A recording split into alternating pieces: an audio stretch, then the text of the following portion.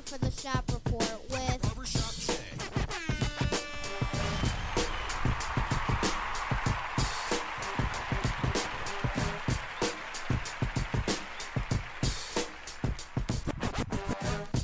What up, sports fans? Welcome to the Shop Report. I'm Barbershop Jay. I'll be your host for the day. Here's what's happening. If you're up and around, you're out and about, and you want to give us a shout, that number to call is area code 267-687-0026. Once again, that number to call, area code 267-687-0026. Joining me on the show today is none other than my cap from the NYC, a.k.a. Rucker Park, Brother Rich. What's the deal, man? Holla at your boy. As always, I'm always honored to be on the show with you. Looking forward to sharing with our listeners your exaggeration about the greatness of the Dallas Cowboys as usual. Well, we suffer through that anyway, and we carry on. We're just honored to be on this wonderful program. Yeah, it sounds like it. On the other side of the ledger, we got my man from up north. Yeah, Joey James, a.k.a. Double J. Tell the people what you say. I am ready to roll, quarantined and all. Are you seriously ready to roll? Good stuff. I'm glad you're ready to roll. As in like egg roll? Maybe not. And last but not least, we got my man from the CO Lumbus who's so nice to join us, D. Gully. What's the deal, son? Everything's great down here in Columbus. I'm ready to get started with you guys. I'm going to save all my Cowboys jokes, guys. I think that Brother Rich got plenty of them for us. So I don't need to be more redundant. Oh, yeah. He like, yeah, he like the Harlem Santa Claus. He got her bag full of nonsense. Anyway, let's get right to it. Okay. I got a few things on the docket today. And some stuff we won't talk about today that I wanted to talk about today, but we're going to have to talk about next week, hopefully. Oh, and by the way, for all you listeners out there and my panelists, this is the first time y'all hearing it.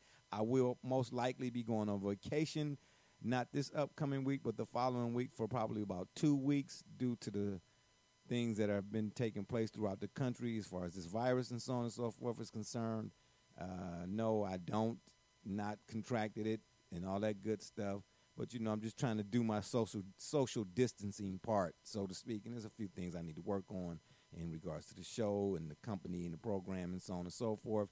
This will give me a break to, make the necessary changes, patch some stuff up, put some things together, and then keep the thing moving forward. So just FYI for y'all. And that's a maybe. I'm not too sure just yet. Just wanted to throw that out there. But anyway.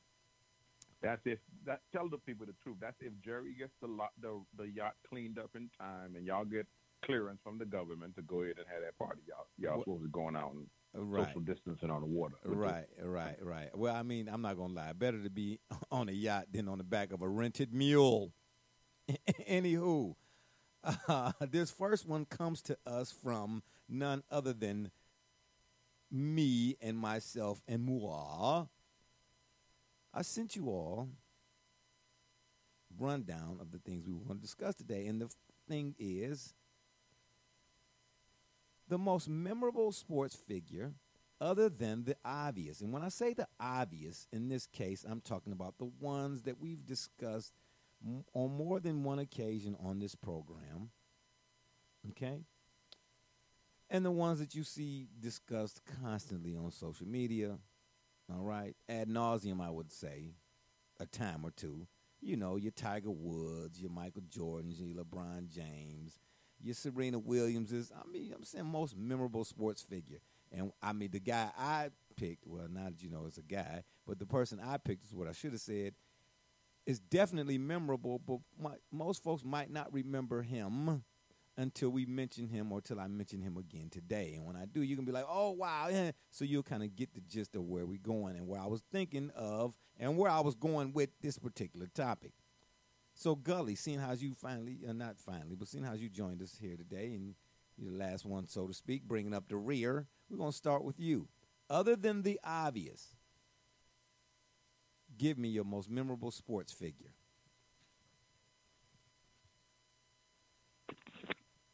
was not prepared to go first because I've been going back and forth even until this moment. Okay, that's fine. Do you want? Would you like for? Would you like for Richard Stefanski? Yeah, I like to defer if you don't mind. Okay, somebody got me on in the background. I can hear myself in the background. I definitely can't have that. That's not good for business. Okay, that's much better. Come on now, y'all gotta help me out, man. We too old. Come on, we've been at this for too long now. Brother Rich, would you like to go first or Double J? You want me to flip a coin over here? Who got heads? Who got tails? I would go. Oh, okay. Brother Rich gonna go first. Oh, sounds good to me. Dr. J. Okay. I would go with Dr. J. Dr. J. Okay. And why would you go with Dr. J, Brother Rich?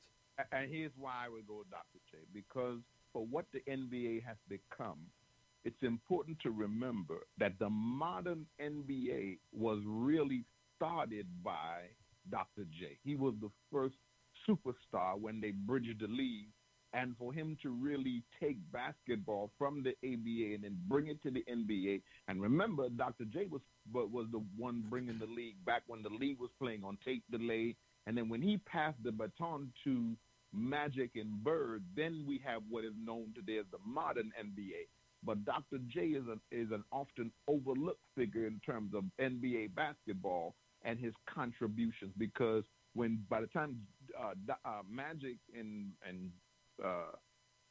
Bird came, and then certainly after that Jordan came, Dr. J was forgotten about. But if you're talking about a modern day basketball or sports entity that is a forgotten quote unquote superstar, I think it's Dr. J. I can give you that one. I give you that one. He is lightweight. He gets mentioned every now and again. Whatever the subject would have to be, it had to be where you could not include him. You get what I'm saying? But just off the top, you're right. Doc don't get tossed in there. Some people will say even Kobe, especially depending on that certain kind of conversation folks be having. Kobe don't get, Kobe is forgotten too. But anyway, yeah, I'm with you on that. I can roll with you on that. Double J, what about you? Your most memorable sports figure? I'm going to go a little bit different direction here, and I'm actually going to go with one Jesse Owens.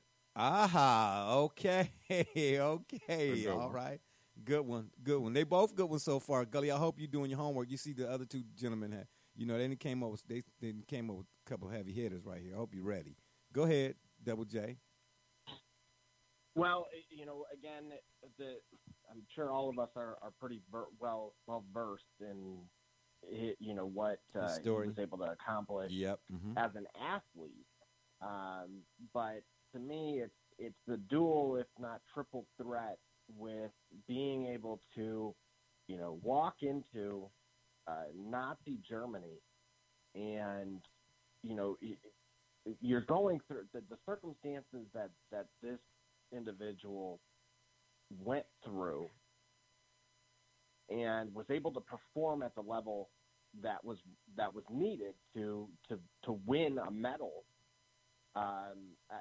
Is almost, to me, it's almost bar none. I can't think of anybody that faced that type of pressure, and were really, not only were you not accepted in your own country that you were representing, but you most certainly were despised in the venue that you were participating in, and so to ultimately rise above all of that and shed light on the social injustices that were taking place, not only nationally but globally, is incredible to me. Man, all right, okay, Gully, what I'm saying, I don't know how you could top that one. Now, I don't know if you can, but you got to come hard. You see how you got to do, Brother Rich laid the groundwork, and Double J followed up with, he hit a triple. He didn't hit a triple now. You got to bring him on home. What's happening? See, that's the thing. There were two figures that they mentioned, and that I don't know if it would be hard to top. The person that I was going to remember that I thought of.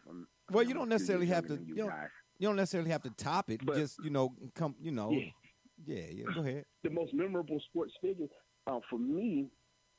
He might not have. I might not have known much about him from a philanthropic level, but as far as a sports figure, an athlete that was as intense and revered or reviled as a competitor, though respected universally throughout his playing career, and was successful from day one to his retirement, for me was the Yankees' Derek Jeter, simply because he was as great an athlete and an ambassador of the game without any of the without anything, let's say, personally or professionally that I know of, at least, that may have tarnished his legacy. If you think about other athletes maybe that came around his era, and how, for example, if we talk about, let's say, Barry Bonds, you still have to sort of bring up the steroid era, and what he was associated with, and how it may have painted a different picture for him. But I mean, obviously, with all due respect to Jeter, as much as I liked him, as much as I respected him, as much as he was memorable, again, because of how consistent he was as being an excellent player, being the top of his position for that long, being reviled and respected by his peers and his competitors. That's a memory for me. Now, in a historical context, I'm surprised no one said this. I would have said Jim Brown for the same reasons you brought up Jesse Owens. I mean, he played at a time where he was more respected as an athlete, as an athlete or as a Cleveland Brown than he was as an African American. And he played the game at his way. He got out at his own terms, and then without fear of consequence or looking that right in the face, had the courage to be as vocal about injustice, about getting justice for people all around, especially Black America, after his retirement during the 60s and during the 70s. That, to me, that's memorable. Unfortunately, I just never saw him play. That's why I didn't know if I wanted to mention him. All right, good deal. All three of them were good. We got another caller that joined us here on the line. I don't have the name underneath this number right here, but if I'm guessing right, I'm gonna take a stab at this right here. I'm gonna roll the dice because I don't think I'm gonna crap out this time. It's my man from down at the Peatland, RB. RB, is this be you? Do this be you? Yes, this is RB from Wisconsin. What's going on, Stephen J. Smith? How you doing? Don't worry about it, cheesehead. Double J, don't laugh at him. Don't laugh at him. Oh, RB, and I heard a little noise in the background. I'm going to need you to turn down your Fisher-Price radio set, okay? Turn the volume down to 0 so we can get through this one right here. I appreciate you. The one memorable sports figure that I have, RB, do you have a memorable sports figure? And we appreciate you for joining the show. Of course, you got Brother Rich, Double J, D. Gully, and myself, and now we got RB. Robert Curtis, actually, by the way, is his full name. It's on the back of his birth certificate cereal box. But anyway, do you have a memorable sports figure that you'd like to? We going there already? Where we going? We're going to start this already. Where we going? I don't know where we going. We're going to start this already. We're quarantined. I know you Where can we I know go? you're going to Dallas for 2 weeks on vacation. I know you're going to Dallas for 2 weeks on vacation. Yeah, you heard Brother Richard say Come that. on now. Yeah. Okay. We know you're going to Dallas. We know you're going to Dallas on vacation. Got you. But I won't be riding on no rented. I didn't see your vacation slip. I won't be. That's fine. See your vacation slip. That's fine. Sign my vacation slip. But I won't be going on the back of no rented mule or a big wheel or a green machine. Do you have a memorable sports figure? No, you don't. I didn't think so. That's fine. I wasn't expecting you to. If I had to pick one, I'm going to probably say. Oh boy. Barry Sanders, maybe. Okay, that's fair. Barry Sanders. That's fair. But I don't know how Barry gets. I'm going to say Barry Sanders. Okay, and why would you pick I'm going Barry? to say Barry Sanders because in his short career, the body of work that he put in and the stuff that he did on the field, he's widely respected amongst the NFL and fans, but he never got the true accolades like Emmitt Smith got and maybe like the Terrell Davises, the Marshall Faulks and stuff like that. Okay, that's but fair. I think he's one of the greatest running backs of all time. No question. And I think he just went he never got his just due that he shouldn't got it like in the time that he was playing in the league. You know, he goes unforgotten, you know. All we right. talk about Emmitt Smith, rushing titles and stuff like that. So if I had to pick one, I'm gonna say Barry Sanders. All right, that's fair, gentlemen. I appreciate all you all for playing along, so to speak. You know what I mean? They were all some good choices. Now, the one I'm getting ready to say, by no means does he stand up to any of the choices you all made. So again, good job. But when I say memorable sports figure, how can you forget How can we not remember John McEnroe? Yeah, son. Who is more memorable, if for nothing else, their outbursts, and as a tennis player, by the way, on the American tennis circuit back in the day, you understand me? I'm saying in 1994 he retired. I get it. But, the man was I mean, how many finals did he go? And what's the WCT stand for? World something C? I don't know what the C stand for, but something tennis. I mean, how many finals did he go to? 79, 81, 83, 84, 89. But not more importantly, but he was. Oh, and by the way, before I go any further, I don't know if you all know this, but by now, but I think it was reported maybe about 5 or 6 hours ago. His brother, who's a broadcaster, Patrick McEnroe, he was a decent tennis player, but he, of course, wasn't what John was. But a better broadcaster, actually. He's tested positive for the coronavirus, by the way. So, wow. Yeah. So I'm wish him well. Hope everything go all right with him. But yeah, John McEnroe. I mean, my goodness, his tantrums. But he wrote. There's been a few books wrote about him too. The ones I like in particular was The Racket. That was out in 2009. But there are a few other ones. Serious. And then I don't know why they did that. But Seriously, Serious was in 2002. But Seriously was in 2017. And then I forget the name of the other one here.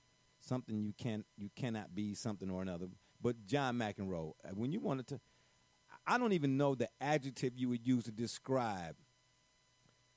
Cause I know who Arthur Ashe was, and I'm not really a big tennis person. I mean, coach, with Serena and so on and so forth. And I know a few of the names, Roger Federer, and even back then, Jimmy Connors, Chris Everett Lloyd, and all that. I mean, I watched it enough to keep up with it somewhat.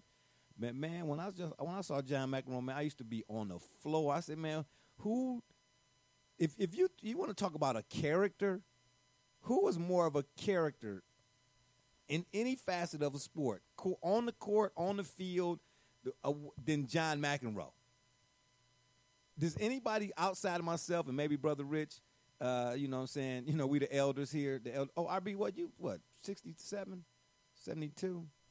39 minus 5, carry 1. Aaron Rodgers is still trash. I'm sorry, I didn't mean to say that out loud. But anyway, yeah. I mean, who was more outlandish, if you would, than John Rackenmoe? Yeah, okay, here we go with that again, right? Senior moments, they just take over. I'm telling you, I don't have no control over them. Yeah. But who was, how else would you describe John McEnroe? Can anybody else outside of myself here in this moment give me a description of what John McEnroe was? Or first off, did you see John McEnroe, Double J? Yeah, so first, I would label him as the first, the pioneer of being a character, personality, swag at the professional level.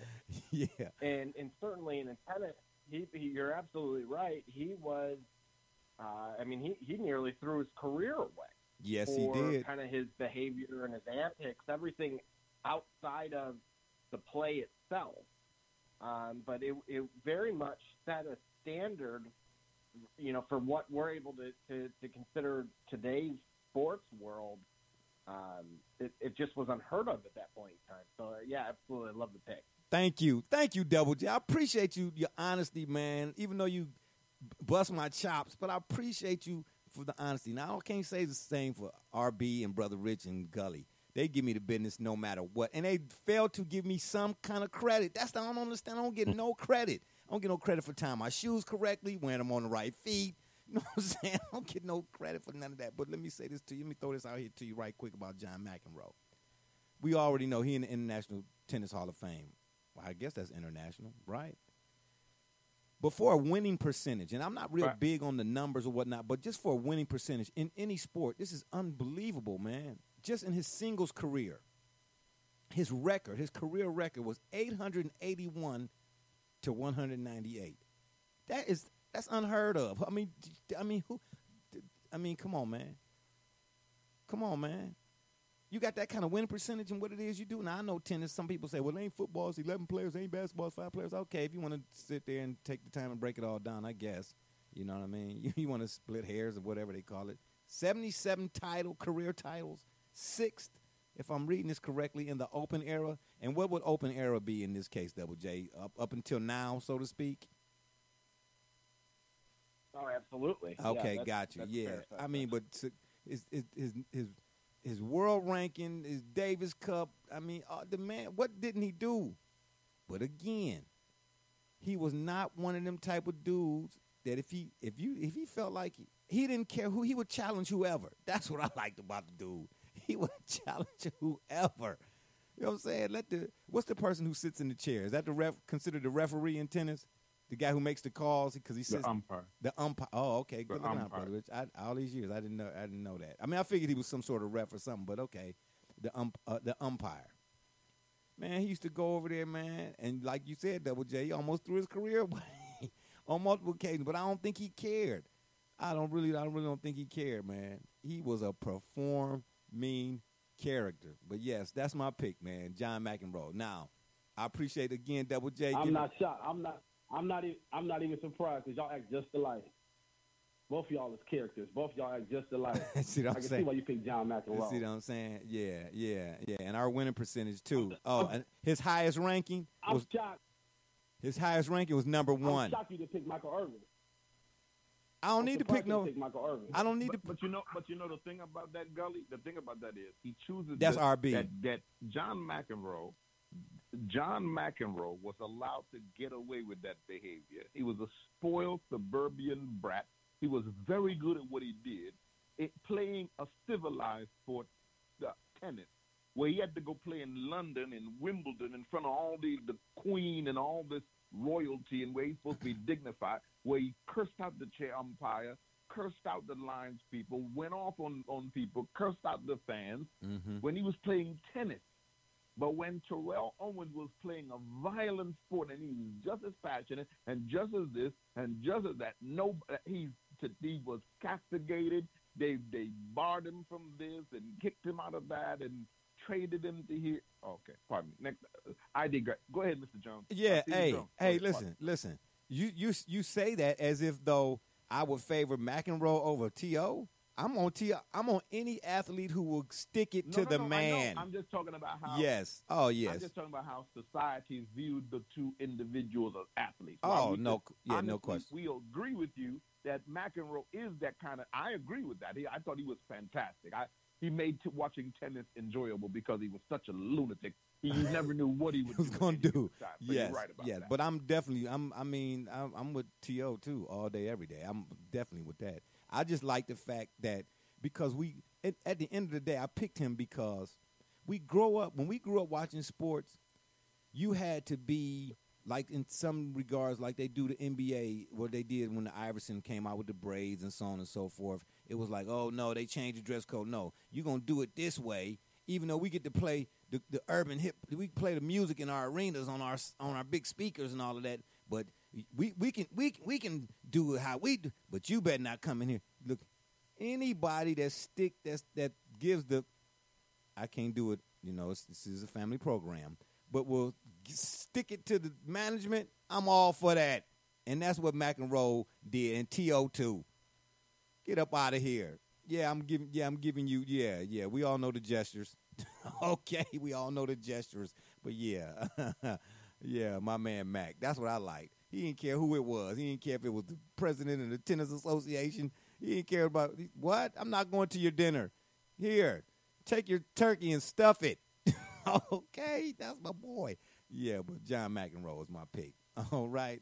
If you're up and around, you're out and about, and you want to give us a shout, that number to call is area code 267-687-0026. Once again, the number to call is area code 267-687-0026. Oh, and I also got the chat lines open if you're up and around too and out and about, but you cannot call and you're listening to the pre-roll-gram, but you want to, weigh in, you can hit us up on the chat too at thespreaker.com.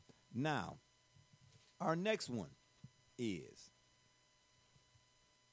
courtesy of my cat, my sports colleague, a sportsologist himself, the man who has graced us with his presence on the P-Rogram today, my man Arvane, or should I say Robert Curtis. This is courtesy. Yeah, this this next this this next one is courtesy of him. Now he and I have been going back and forth for how long it's been, for about what, 25 years now, RB. Even though I just met you 2 years ago. Okay, got you. Yeah, 18 months. Yeah, because, we've been going back and forth with this one in particular. Oh, and by the way, fellas, I just want to let y'all know, when he and I get to having a sports powwow session, the people around, they do not like it. I sense a lot of jealousy from the coworkers. I do. You know what I'm saying? How can they be happy in such a place where you're supposed to be downtrodden? Well, guess what? What y'all do, it don't float my boat, baby. I'm the BSJ. Hear what I say? Sorry about that, Double J. I had to steal a little bit of your thunder. But anywho, RB and I have been going back and forth on this subject for quite some time. So we both come to the conclusion that we was going to bring it to the people. Now, Brother Rich, Double J, Gully, last time we was here, I kind of threw y'all a little tidbit about this, what I'm considering, or what I'm calling, the backcourt violation. And it's not literal, it's just figurative. I just like the little play on words. Question mark, backcourt violation. Now, we went round and round, back and forth about how we were going to present this to the people. So, RB, I'm going to present it. Now, if I leave something out, or if I'm making a mistake or messing up, feel free to jump in and correct me. Is that okay? All right, as I map this out for the. Okay, all right. Now.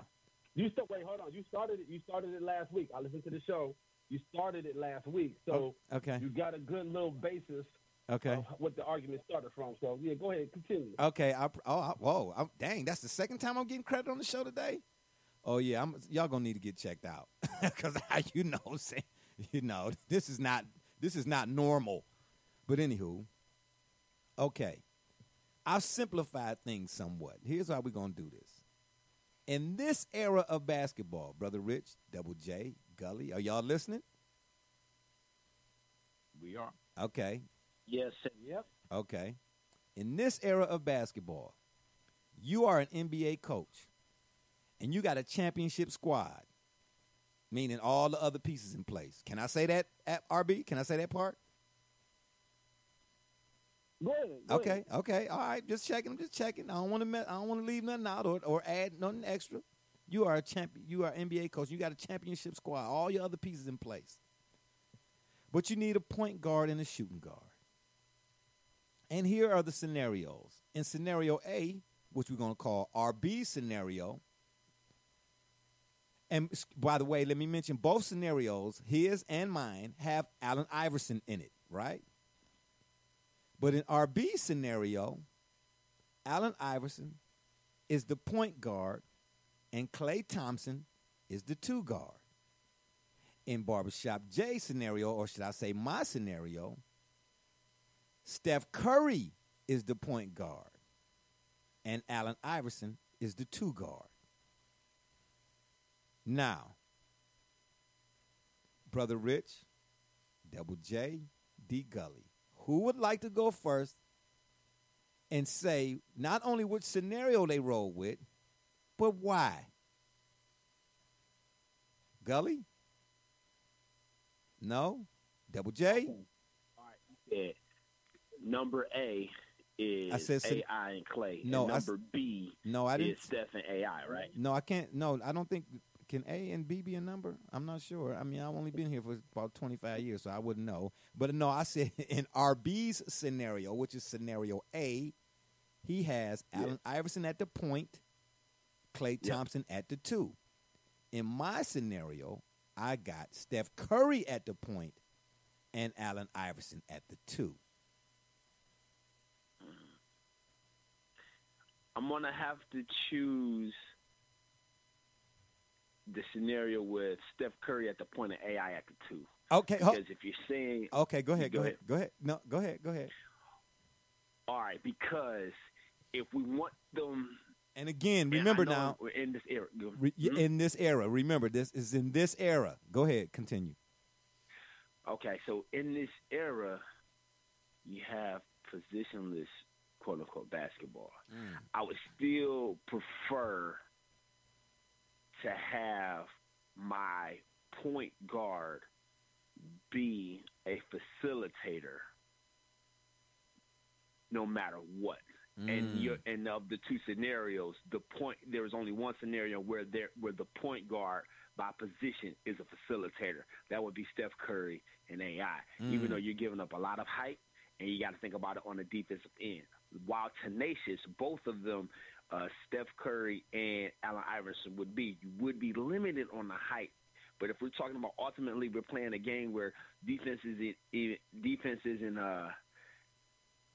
you seem like you can win without as assertive a defense. You have tenacious enough defenders. A guy like AI who's going to try and challenge you, who's going to be, if nothing else, going to be a pit bull, if you will, at being after a defender. I would prefer to have a point guard at number one, and Allen Iverson truthfully wasn't a point guard. He just played it because he was 6 feet. I'd go with Steph Curry at PG and Allen Iverson at shooting guard. Okay, good looking. I appreciate that. And way to break that down like that, Gully. Double J, you want to try next? Well, here's where it gets interesting. So have we discussed who surrounds these guys? No. Are we going through here? No. See, I should have. That's okay. I should have pointed it out. When I said that you're an NBA coach and you got a champion, all your other pieces are championship pieces, so to speak. You know, not everybody. You might have about 3 or 4 guys on the bench. You know, and of course you're 3, you're 4, you're 5. We're not mentioning anybody else's names. No, none of that. The only factors, name wise, in this are Allen Iverson, Steph Curry, and Klay Thompson. Well, again, I look at both sides of the ball here, and Klay's clearly the better defender. True. Steph, it's tough here because you have one and the same, so now you're evaluating a 1 and a 1A here.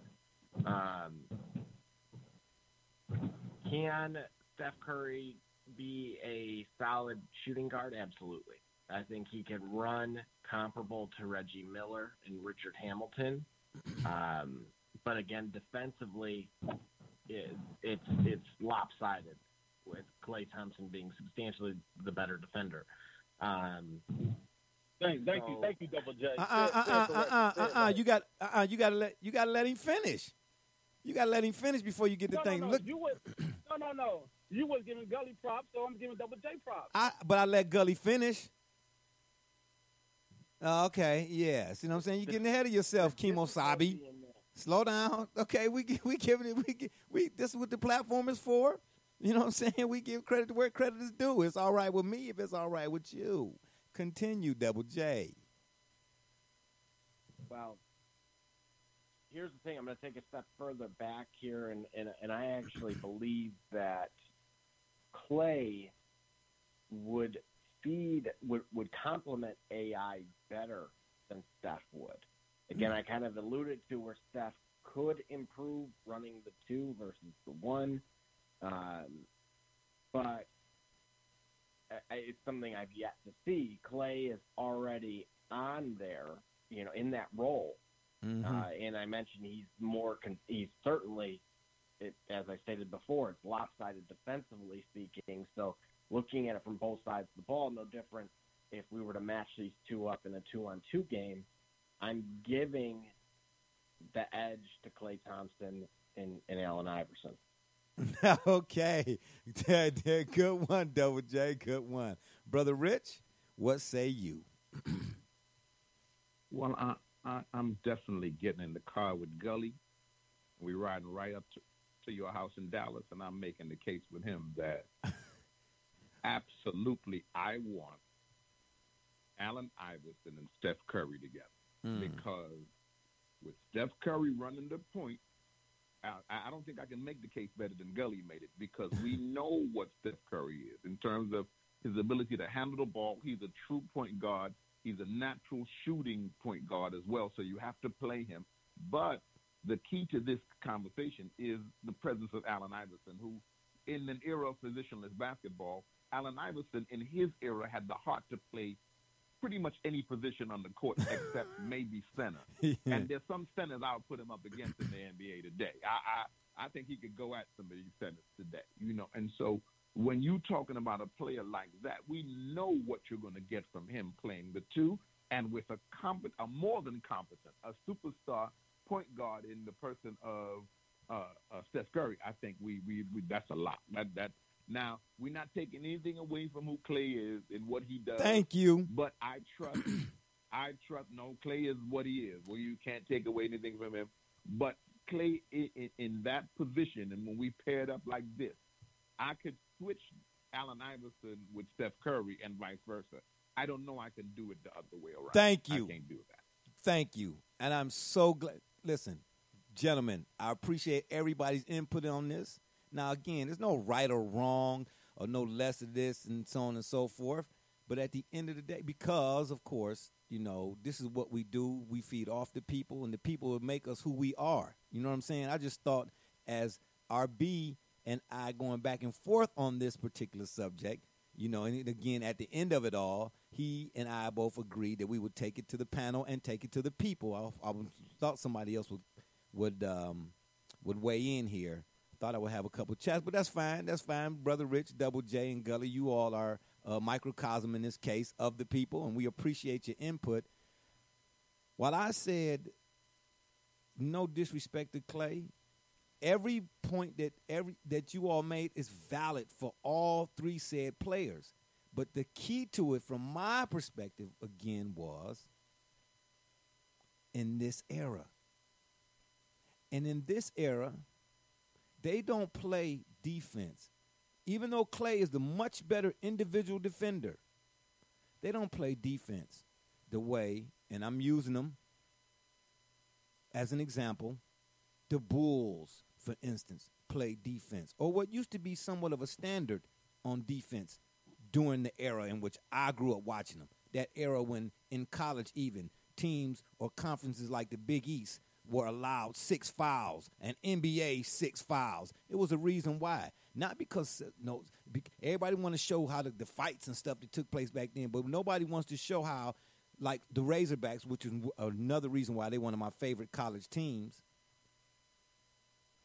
If you all get a chance, I want you to all watch SEC Storied. If I didn't mention that last week, if I did mention that last week, and I'm doing so again here, forgive me for being redundant, but if I didn't, I'm saying here now.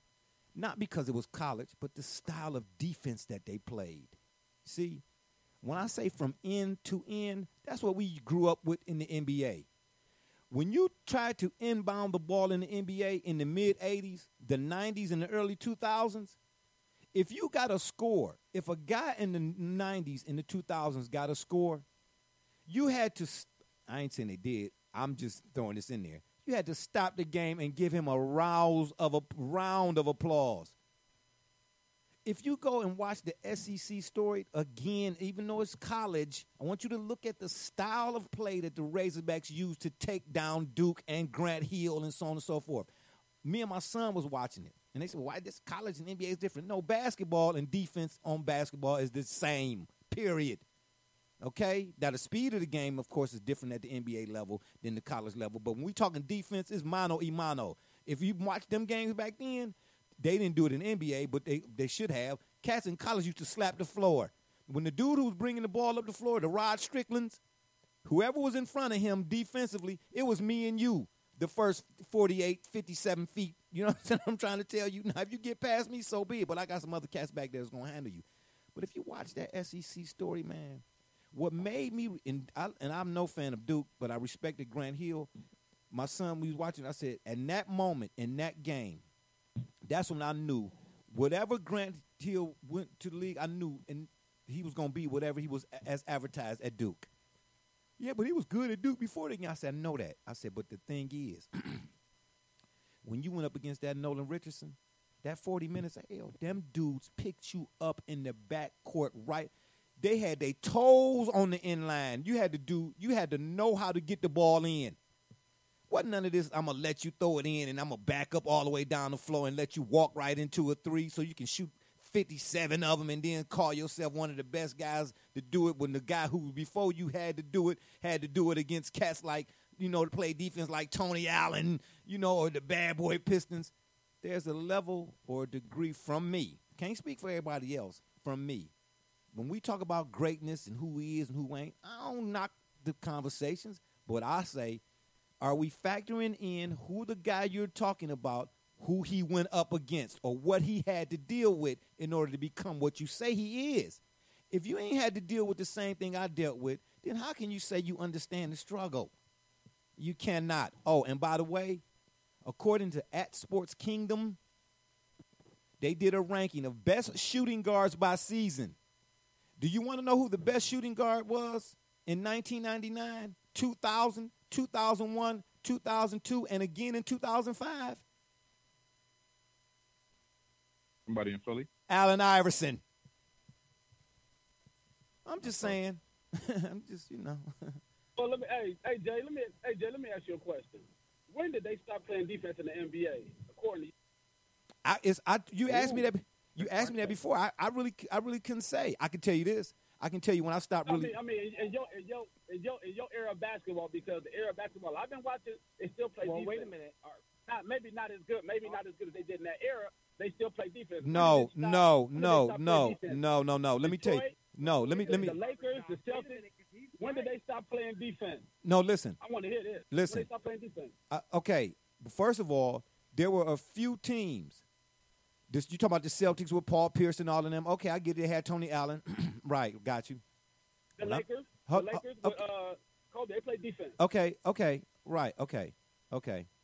First of all, Kobe played defense. Go ahead, I'm listening. You gotta let me say it. First of all, Kobe was the on-ball defender, okay? Like we saw what Villanova did, and they took down North Carolina that year, and Buddy Hield, the scoring machine. No. Listen, you can't ask me. You can't ask me. Defense. No. You try to do individual players. No, you gotta let me finish. You gotta let me finish. What I'm saying to you is, when you have a guy like Kobe Allen, like Kobe Allen, might as well be. When you got a guy like Kobe Bryant, may he rest in peace, who playing out front on defense, it makes everything else behind you look a whole lot better than what it is. The Lakers as a team with Kobe on there, they played team defense. They did. But they were not the kind of team defense that you saw from the Sixers with Moses and the Pistons and the Bulls back then with 2 or 3 dudes. And they do not play defense in this era from end to end. You are not going to sit here and tell me that you, even in the modern era, if you want to go back to 2004 or 2005 or 2006, and the Spurs played defense too, because Gully is a Spurs fan. He and I have had conversations on more than one occasion before we even started doing the podcast. Gully, what was my line to you about the Spurs and how they play defense? I said they play team defense well enough that they disrupt what you do offensively to make their defense look better than what it is. Did I not say that to you? Okay, but when I say defense, I'm talking about in your face, off a made or miss, in your face, you trying to pass the ball in. They do not do that. If you see anybody doing that in this modern era, it's a rarity, not the standard as it was in the mid-90s, mid-80s, and the 90s and the early 2000s. It was not. And it didn't matter who the guy was. If you was trying to inbound the ball, it wasn't about unless it was a center, of course. But let's say you was the point guard for the Cavs, and I was the small forward for the Seattle Supersonics. If you was trying to inbound the ball, and you was let's say you was Mike Sanders trying to pass the ball into Mark Price, and I was Sean Kemp. If I was nearest to the ball, I'm the guy that's gonna pick you up. What about he a point guard? He check a point guard, and we're not on defense. They do not pick dudes up from end to end. Wait a minute, we making this way too difficult. Let's think about no sooner than this season or last season, James Harden 65-point game versus the Suns. I was going there next. I believe the end of the basket, the final basket of the game, was him taking the ball from end to end with the Red Sea was parted, and he had more room than when the Red Sea parted to get to that basket for a game winner. Thank you, but hold on. No defense. Hold on. That ain't the only time. He did it against the Nuggets too. It was 75 Nuggets players out there, and the Rockets inbounded the ball, No. Was he with the Rockets then? Yeah, it was the Rockets. Inbounded the ball. This dude went from one end of the floor to the other with putting the ball on the floor now after the ball was inbounded. One end of the floor to the other with the same hand. And I'll tell you something else why these teams don't play defense. Or when they stopped, I couldn't tell you. But I know this. Tell me a time Brother Rich or Double J or Gully or URB in the mid-'90s where the offense would roll the ball up the floor. Tell me a time in the era that we talking about they played defense that they were going to let you do that. And you walk beside the ball for a basketball court is 94 feet. You walk beside the ball for 75 feet before any defender even came to ask you what your address was. So, yeah, you might have had a couple of individual dudes who because of their individual defense, made the team defense look better. And we know that Celtics team, Paul Pierce was not a great defender at all. At all. If anybody on that team who was an unsung defender, it was Tony Allen, and down low, Kendrick Perkins. Oh, and Ray Allen. Ray Allen was a better and solid defender too. But Paul Pierce, stop it. Paul Pierce was not nowhere near the defender that. I tell you this. I wish. Jay, come on, Jay. You know they changed the rules. Jay. Okay, listen. Come on now. Listen. They changed the rules, but it didn't stop Kawhi Leonard from playing it. It didn't stop Kawhi Leonard. A little bit. That's why it's a little different now. They softened the NBA up now. Okay, but listen. Here's what I'm saying to you. The only thing that they changed rules, and see, this is the thing people keep talking about all the time. I'm telling you, I'm not buying that. They changed the rules, fine. They still play defense. How did they soften the NBA up? How did they soften the NBA up? Hold on. Like Joker. Thank you. Hold on, Gully. No. Let me get in, and I'll let you respond. Let me say this. They changed the rules for no hand checking because they wanted scoring. But the excuse is that, well, because we can't touch on nobody, we can't play defense. Even in this era, you can still move your feet. Guys are too lazy is what it is. Because if you watch Kawhi Leonard, he done figured out a way to play defense in this era. Why you think they call him a two-way player? Because it's such a rarity to see what we've seen growing up as a standard. Because they don't do it no more. And Kawhi Leonard really ain't doing nothing special. Let me tell you what he's doing. The same thing we were expected to do when we played in junior high. If I'm lying, Brother Rich, Double J, Gully. Film study. Go home and watch this dude. Kawhi Leonard studies his opponent, and he puts together a defensive chart, and he say, okay, when I'm playing this guy, like Harden, I'm going to make sure I funnel him to the left side because he loves coming up with his right hand all the time. He knows how to use the boundaries. But not enough guys do it. You know why? Because everybody want to score. The focus is on scoring. If I get my 25 a game, then I can get that extra $22,000 incentive. Yada, yada, yada. Or I can get on SportsCenter top 10. The attitude towards defense has approached. Despite the hand-checking rule being gone, these dudes is too lazy to do it. How many times you see an offensive player take a shot, he don't even follow his own shot? The fabric and the fundamentals of today's game is T-Rash. Now, I still watch it because I love the sport. See what I'm saying? But defenses do not, as teams, they do not make offensive players work to score. They don't. Guys shooting the ball from half court and making it. But everybody lauding that guy. Oh, I get it. Oh, yeah, he got range.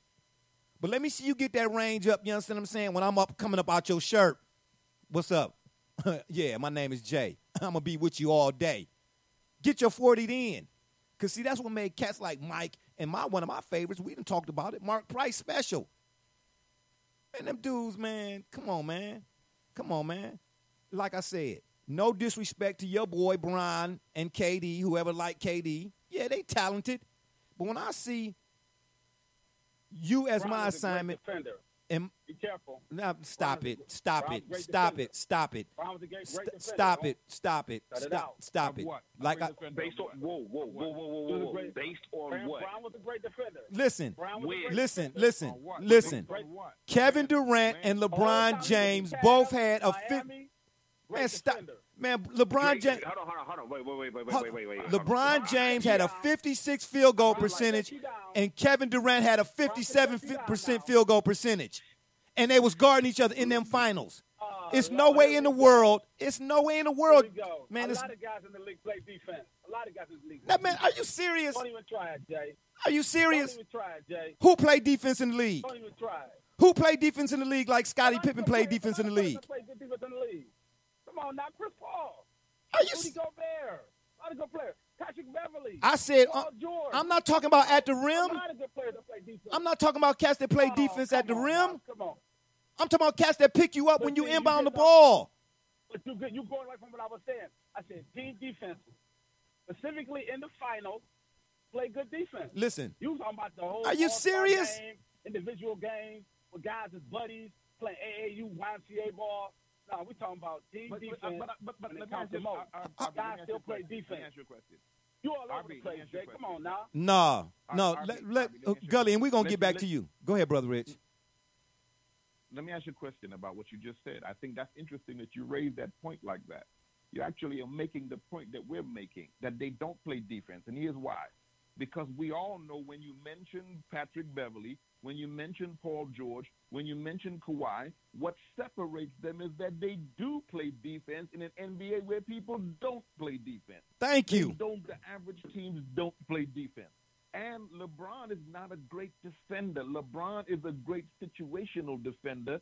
In transition defense, he's very good. He cuts the leg. But man on man, one on one, show us who LeBron is not known to be a lockdown defender because he's too physically strong and clumsy to be a lockdown defender. But in transition, cutting the lanes, he's fast. He got a good understanding. His floor generalship is fantastic. But LeBron is not the kind of defender that Kawhi is or Patrick Beverly or those kind of people. No, and the proof of that is LeBron is not even the kind of defender that Kobe was. May Allah be pleased with him. May he rest in peace.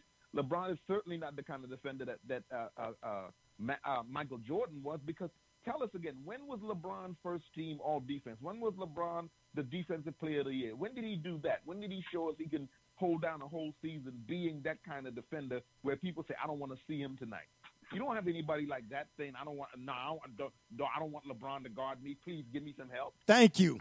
You have cats calling for him. Thank you. Calling him out. Wait. Thank you.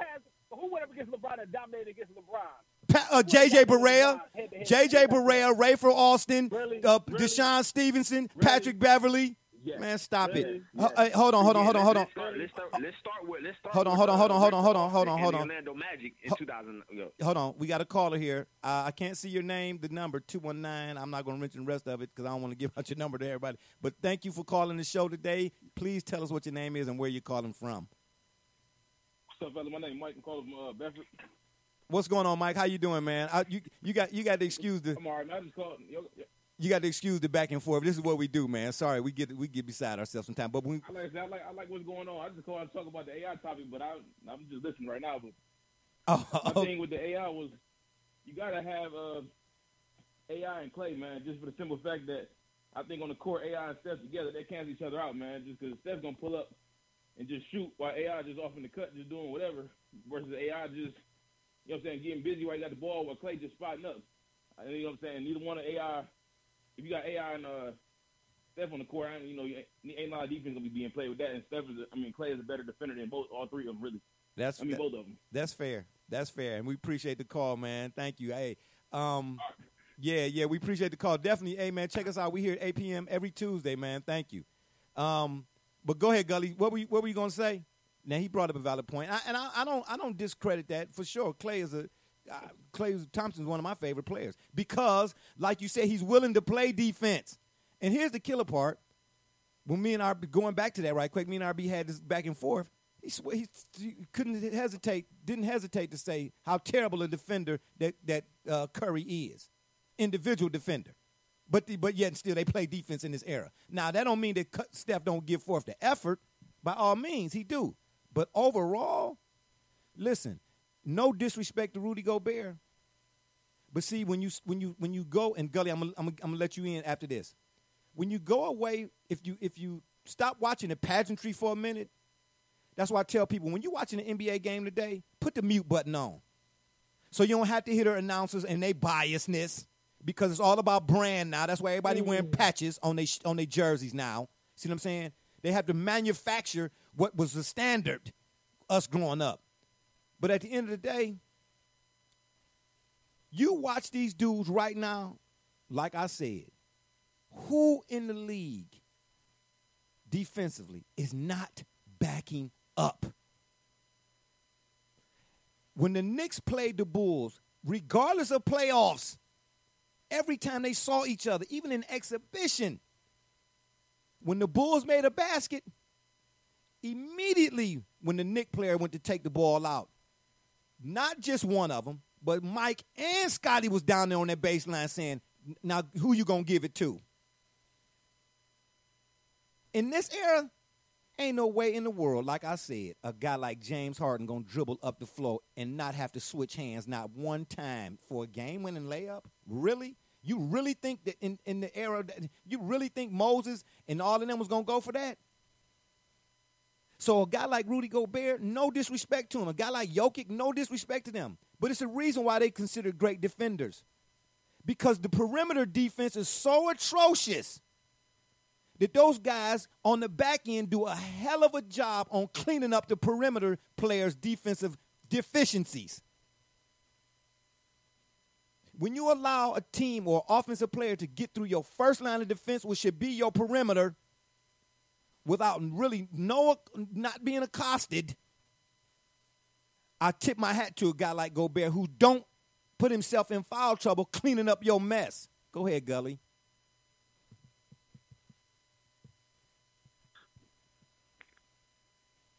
Why is it that we I wanted to challenge the statement that LeBron James is a great on-ball defender. Please. Well, I will say a highlight to that would be, I think, the 2013 finals in Game 6.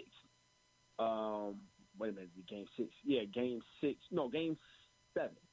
I think the last play of regulation was where Tony Parker got the ball, dribbled up, and what they were going to do was going to have him drive and dish. And, you know, Tony Parker is one of the best I've ever seen to get into the rack. Even though he don't finish with a dunk, he's phenomenal at getting to the rack.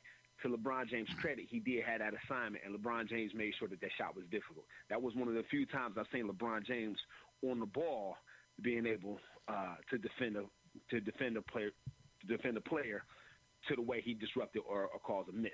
That is a highlight. That is an exception, not the rule. LeBron James is a great safety. Brother Rich, you said it. He's a great safety, if you will, a free safety. He plays the lane, so he knows tendencies. But if you get him out there on an island and he's got to guard a phenomenal ball handler, can you tell me a time in his career where LeBron James had to D up Russell Westbrook? I don't remember it. He couldn't. I don't remember. He wouldn't be able to do it, especially a guy like Westbrook, who's as big, if you will, or, you know, he's much bigger than Tony Parker, you know what I mean? So he's as big, so he could be physical if he had to press, and he could cross over, and he's great laterally, going left to right, something that LeBron James is not quite that great at doing. That being said, LeBron James is not a great on-ball defender, never has been in his NBA career. And when he started to mature offensively and his importance to the overall game or to his overall team strategy became more of he conducts and he controls the offense, then he could take plays off. You know, yeah. And he did it in 2018 in Cleveland. He did it in 2014 in LA. Yeah, he takes plays. He would take plays off, and it would be so transparent. They would add to ridicule about him. Thank He's you. never been that great of an on-ball defender. Thank you.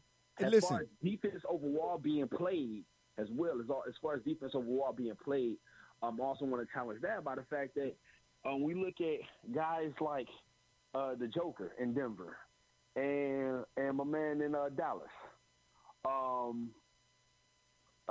My gosh, can't think of his name. I'm so sorry. You're not talking about Luka.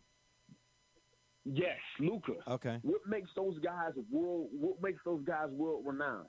They're European players that actually have a tenacious defensive acumen. They want to play it. Like 20 years ago. That's not what you've seen from the world players, from the international players. International players, they did nothing else, but they were great scorers.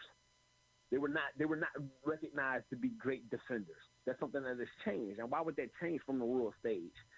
You wouldn't expect an international player to be your best defensive player. I mean, unless you're talking about Dragic or Sabonis, but they were few and far between. You know what I mean? Mm-hmm. That's another testament to the idea that, defense nowadays it's a different philosophy, it's a different idea, different attitude towards it. Double J, you want to get in on this? You mighty quiet over there. That's not like you, unless you gassing up the drop top. No, I think we haven't drawn any consistency here. First and foremost, with when did defense stop? Because as we pointed out, or RB pointed out at one point in time, that obviously the Pistons of, well, I'll go as far back as 2002, all the way to 2007. They were, as a core, were still together. Maybe 2008 even. That's when the Big Three in Boston was around. So to say that Boston didn't play defense is, we know, kind of absurd. You would have to go as far as 2010. So we're only talking about really a decade with a lack of team defense. And so when you start looking at it from that context, again, I'm going to go back to these facts here, which is Clay is a better defender. No, Clay can't. He can be a point guard, but he's not. What is he going to be? He's not going to be an elite point guard. But that's not the point. We're not playing 2-on-2. We're not at Rucker Park. We're talking about building a team around these two players. So where I'm getting kind of lost with all of this is simply put, can Steph shoot the lights out? Absolutely. No. Double J, we kind of slid a little bit away from that. We were just talking about the NBA as a whole from a defensive standpoint. When RB asked, when did they stop playing defense? Let me say it like this. Let me see if I can sum it up just like right quick. If you take, and I'm just going to pick a year, let's say the mid-90s, or let's say 94, 95, 96, 97, somewhere around there. And I'm going to throw a number out here, but this is not fact or nothing like that, just to prove a point or make a point. If it was 30 teams in the NBA during those years I just mentioned, 20 of them at least play team defense. You fast forward to now, it's 30 teams in the league. You can count on one hand the number of teams that got a defender individually that plays defense, let alone a team that plays defense. That's my point. So let me change this narrative then. Let me change this. Who wins, 2004 Pistons or 2016 Warriors? That's hard to say. And let me tell you why. Because the Warriors. The Warriors. Okay, listen. Listen. See, now you're going into the what if things. And here's what I don't like about those. Because who did the Lakers have in Kobe and Shaq, right? And it took them Pistons to take them down, right? Then who did the Pistons lose to? Yeah, but that wasn't a fair fight, Jay, because we know why the Lakers. Okay, but everybody knew why the Lakers lost. Okay, I got you. The team was hampered by internal dynamics. I got even the Pistons even knew it. Is recorded what happened with that, so I don't even think that's a fair comparison. Right. And if you compare just the talent going against each other on any given night, that we watch them. Right. No. Right. Now, and and maybe I'm not explaining this right. I'm using the Lakers. I'm just saying, when you say could this team beat that team, because I see a lot of that on Facebook, the 2001 such and such versus the 2001 such and suches. Now, when you do that, there are more variables that go into why a team won.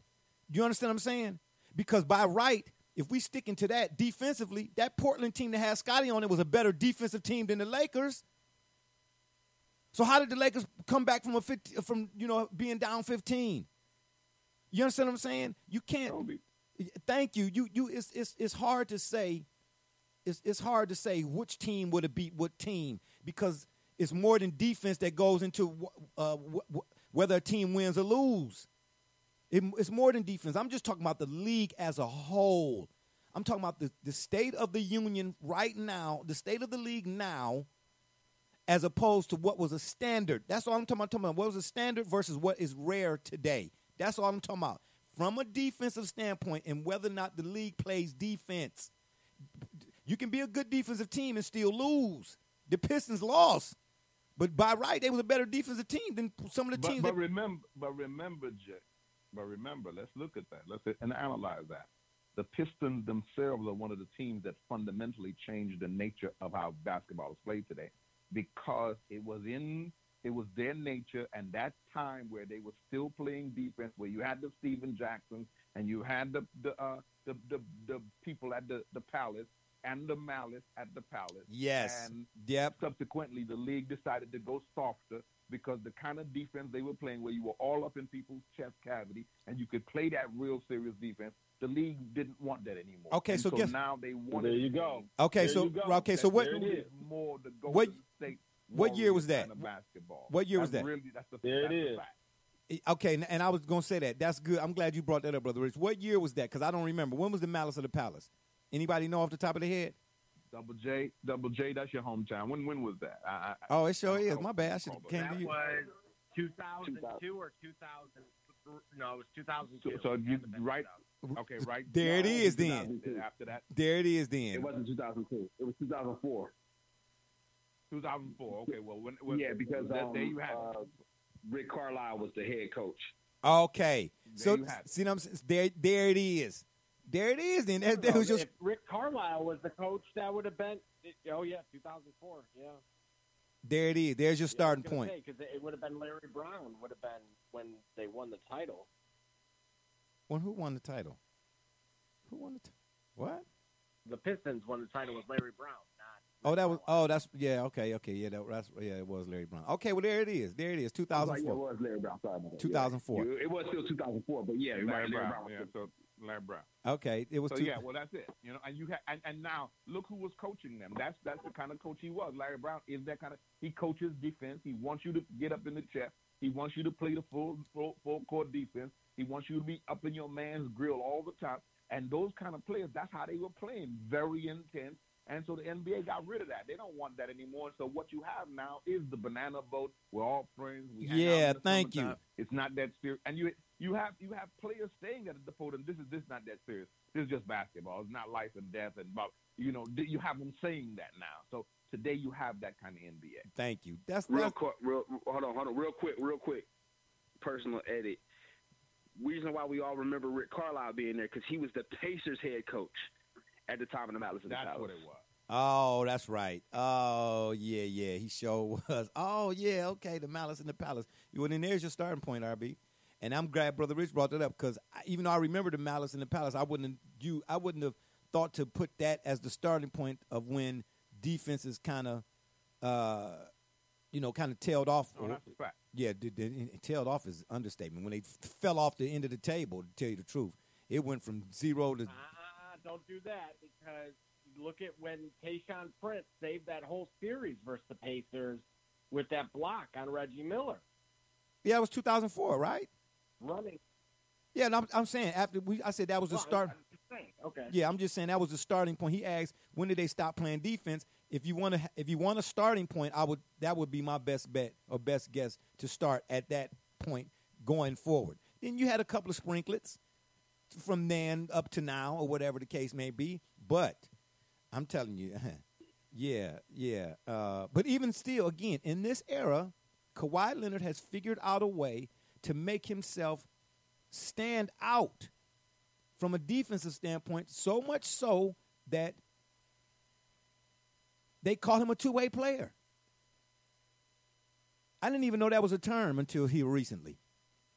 Because I didn't know it had a name for it. That's you see what I'm saying? Because what he do is thank you. You was just a basketball player.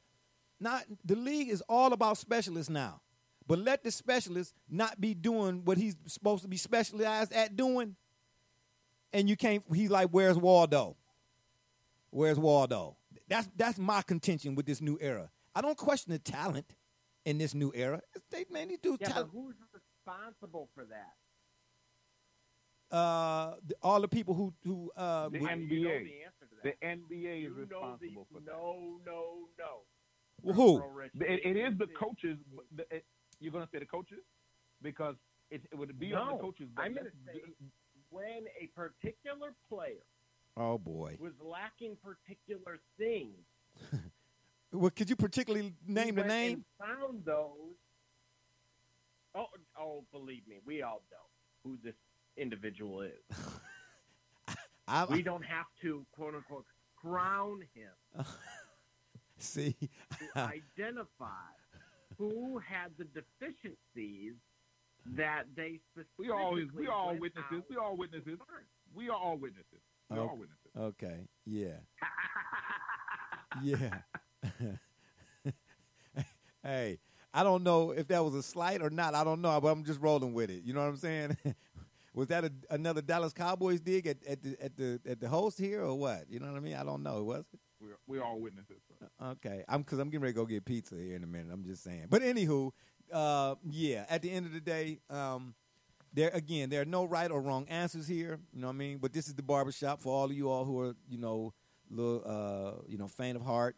You know, you don't like the sight of seeing your own blood or toenail askew or hangnail. You know, if you pass out at those things, then, you know, you might want to check us out, you know what I'm saying, when we do our blog here forthcoming. But to listen to us and then at some point see us here, you know, or video or whatnot, yeah, this is what we do at the shop. If you go to your barbershop and the conversations, especially when it comes to sports, is not this intense, then, you know, Gully, what was that when we did our business plan? What was one of the things we had wrote down about the barbershop and sports debate in the barbershop? It's got to be hard hitting. You got to know what you're talking about. It's like a street ball. It's like a street ball game. You know what I'm saying? It's like street ball, baby. Hey Jay, did you tell everybody that that I agree with you on the topic eventually? That I came to your side? No, you just did. Did I tell you that? Did you tell everybody that I agree with you at the end of our debate? I agree with you. Yeah. I said, okay, I'm taking Steph Curry and Allen Iverson if we playing a video game. If you want to win the championship, I'm taking Allen Iverson and Klay Thompson. Got you. Did you mention that? You that just. I agree with you at the end. If you play a video game. You just did. I don't want to steal your thunder. But I wasn't sure. We talking about.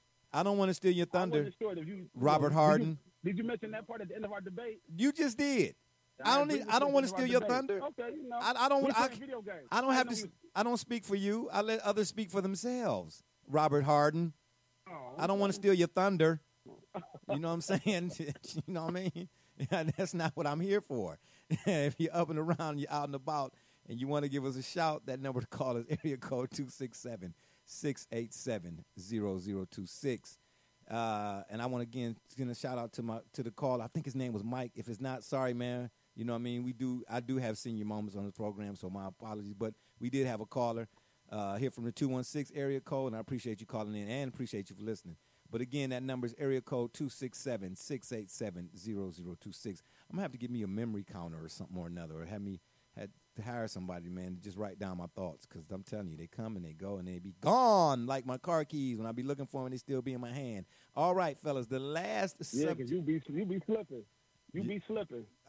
Slipping or flipping? Slipping. Oh, because you talking about flip flopping? Slipping. Oh, slipping. Oh, well, you know. Flip-flopping, that's what you do. Oh, I doubt that. Flip-flop Jay. I doubt that. And ain't nobody on this panel going to agree to that.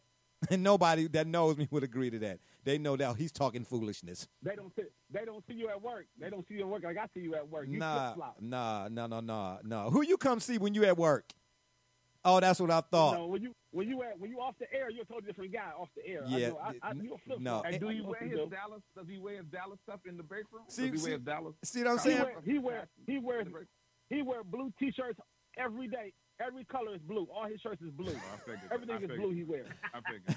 We figured. Okay. And what do the shirts say on them? They not no licensed merchandise apparel from the NFL. The Dallas blue on. Everybody know you're a Cowboys fan. Just stop it. I heard your shirt says, "How about them?" And you leave everybody else to figure out the rest. Yeah. No, my shirt say "The Shop Report." Thank you very much. With the big little star on your hat. I doubt all of that. With the big star on your hat. I doubt all of that. I'm a Miami Hurricane fan when it comes to football, period. You all know this. They did 230 for 30s. Yeah, silence. Quiet on the set. I'm making a movie. Syracuse Orangeman. Yeah. Heck. You love the Orangeman. Oh, stop. You need to watch Requiem for a Big East. See what I'm saying? John Thompson was my favorite college coach back then for a reason. But we still friends. Anywho, the last topic of the day or this program for this evening,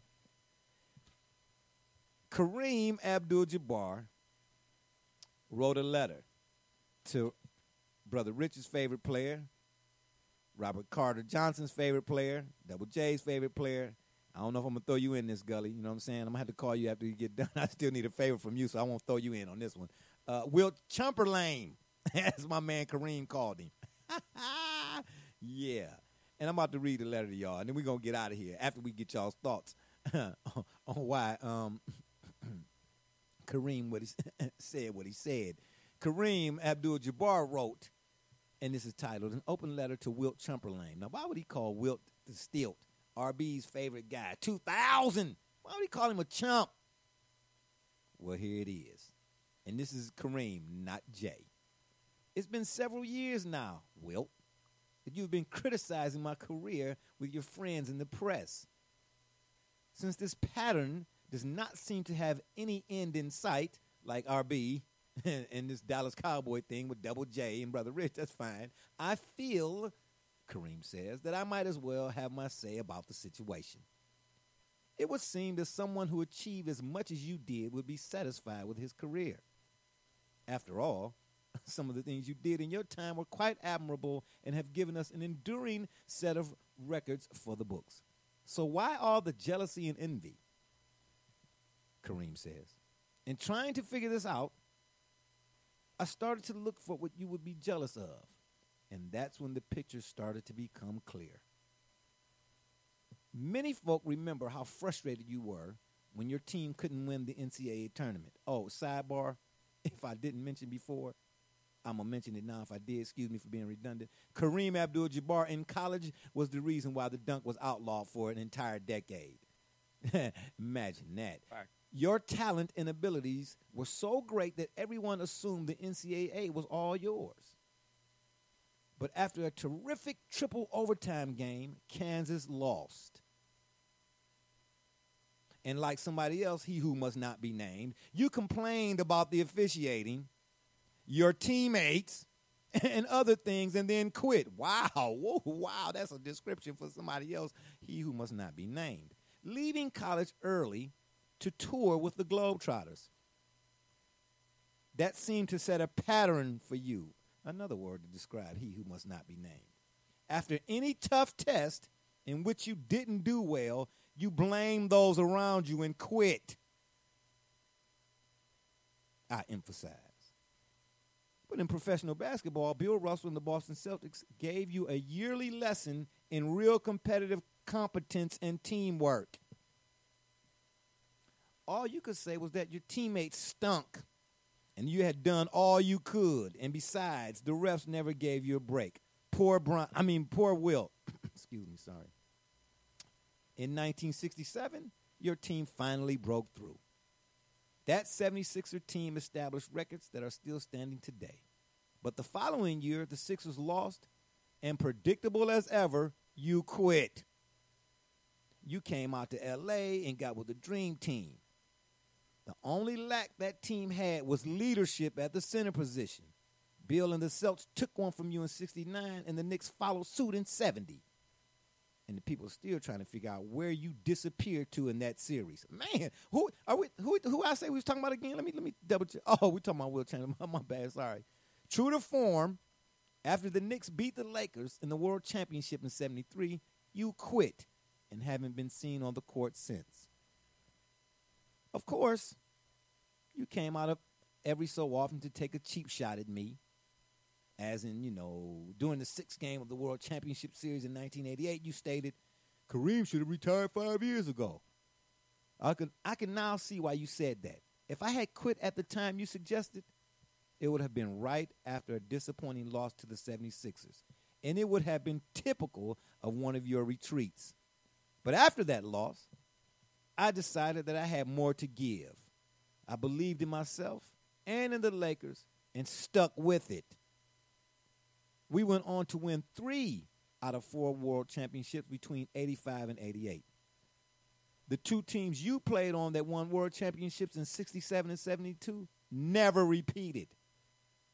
They never showed that consistency that the Lakers of the 80s have shown. And you didn't want me to be part of that. Given your jealousy, I can understand that. So, now that I have left, one thing will be part of my legacy. People will remember that I worked with my teammates and helped us win. You will be remembered as a whining crybaby and a quitter, stats and all. Holla, Kareem is the GOAT. Oh, did I say that out loud? I digressionize. Brother Rich, you want to wait or you want to stay and you be the last to say? Let me know.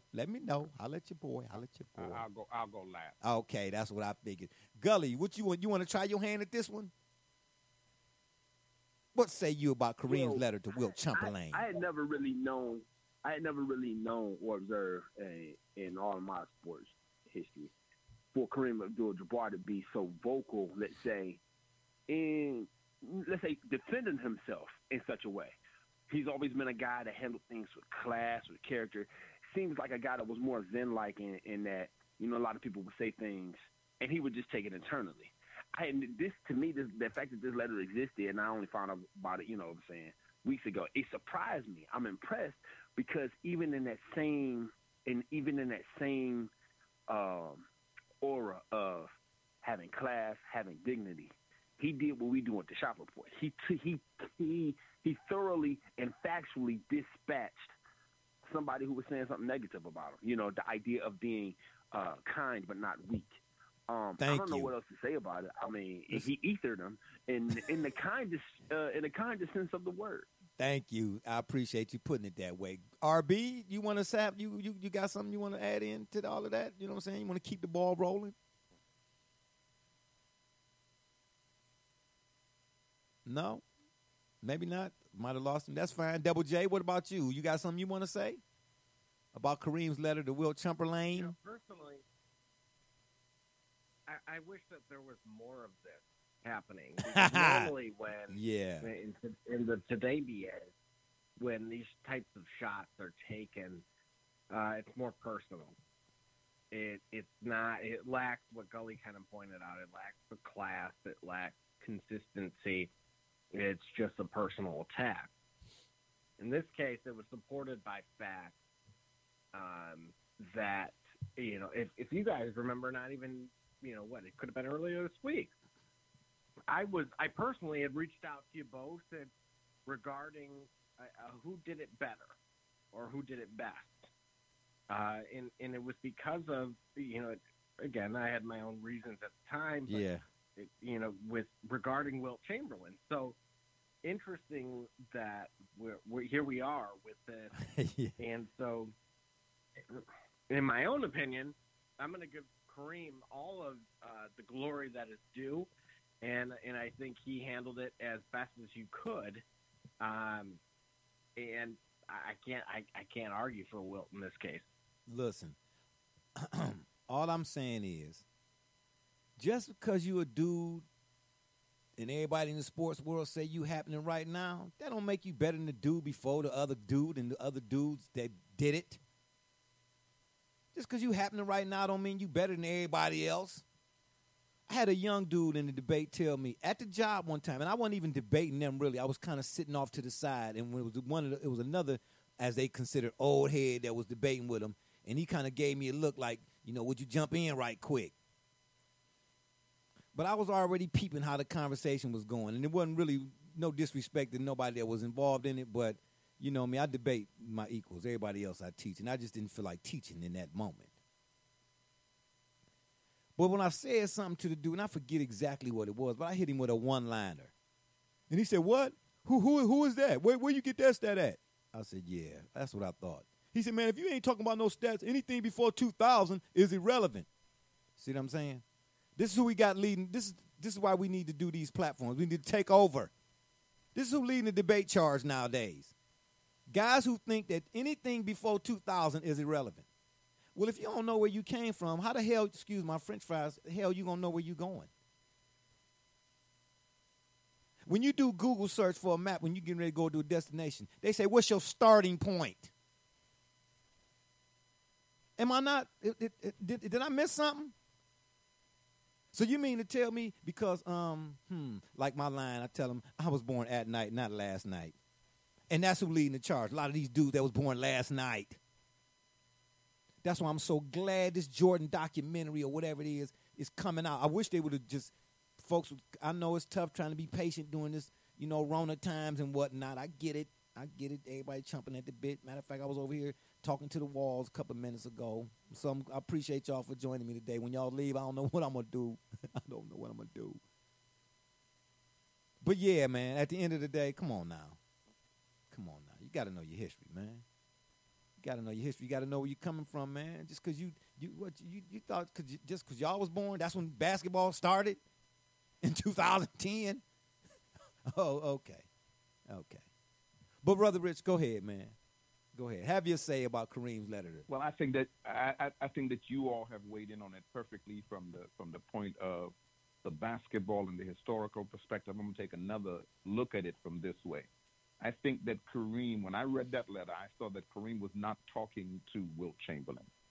Kareem is talking to all of his critics, all of the basketball critics, and all of those who have blackballed him since he's been out of the NBA, from positions in basketball management and coaching he could have had and should have participated in, that people thought he was too surly and thought different things about him, that he was too much of a radical personality and kind of ostracized in a lot of ways.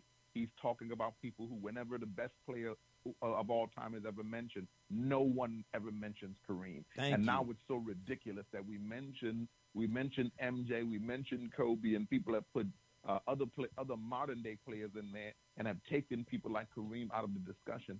So you have Kareem is speaking to a lot of his critics, past and present, who in the Wilt time always used Wilt as a buffer against him, and he's speaking to them, and he's also speaking to the individuals and the NBA today that continues to view the NBA and basketball in such a limited perspective and not reflect on its history and where it came from, and who, when in fact Kareem was and is to the game, because those of us who knew Kareem, I mean, when you say the sky hook, no matter what we think about basketball, it is the only shot that has been considered unstoppable. It was the only unstoppable shot in basketball. And to think that no one has ever been able to repeat it, and to think that he crafted it based on what you just brought out to us earlier, Jay, that he crafted it based on the fact that he was banned from dunking in college because he was such a dominant force. So I think that Kareem is using his intelligence, he's using his ability and his platform to speak to the critics, past, present, and future tense. Thank you. Well said. I can't even really add nothing to that. Nothing at all, except for the fact, my man Kareem, at the end of the day, I respect all players, those I saw, those I didn't see, and based on their resume. This is why I say, again, this whole idea of GOAT, it came along with the social media era. Because I'm like, what does that even mean? Because when you say he's the GOAT, then you're saying he's the greatest of all time, whoever he or she may be, whatever the case may be. You're not just saying he's one of, because you can't be the and be one of the. They don't know. Either you are or you aren't. So I say, where did that even come from? This dude was nice. That dude was nice. This dude was nice. This dude was nicer. Oh, okay, you can say that. You see what I'm saying? Like going, gone, went, didn't want to go, ED, ING, that type of deal. But when you say this guy was, and you stop right there, I'm like, well, wait a minute. All right, even if I'm going to entertain that, what are we basing it on? The idea that Kareem does not get mentioned in that conversation, I think is disgraceful if you're going to have that conversation. because what he did for basketball in college and in the NBA. Everybody discussing these new dudes' numbers. Everybody count points per game. Like I said before, count the bad possessions or the fact that these dudes don't follow their shot. Everybody else, you're a specialist. How many dudes do we know in this era right now basketball? If they ain't doing the thing that they was brought in for, you don't even see them on the floor. They there, but you don't see them. You could never say that about Kareem. You could never say nothing about what, like Kareem said about Will, him quitting or taking plays off. How you ain't buy the groceries, you ain't help cook the groceries, you ain't do nothing, but you get to sit at the head of the table? Stop it. You taking plays off. You didn't quit. You didn't did, but you get the same grade as I got, but you ain't do none of the work, or you ain't do none of the. Okay, got you. Yeah, these dudes is more talented. I wouldn't even begin to have that argument, but better, man, never. And on that note, it's been fun, but we gotta run. We appreciate y'all for listening. Don't forget to check us out right here on the Spreaker.com network. You go to Spreaker.com, of course, and you hit the search box and you type in the Shop Report. And when you're there, or while you're there, please subscribe. Check us out. Also, Facebook, Twitter, or wherever you listen to your favorite podcast, download and such and so on and so forth, and give us a follow. And don't forget to subscribe to our YouTube channel, as well as dropping us your comments, suggestions, via email to shopreport365@gmail.com.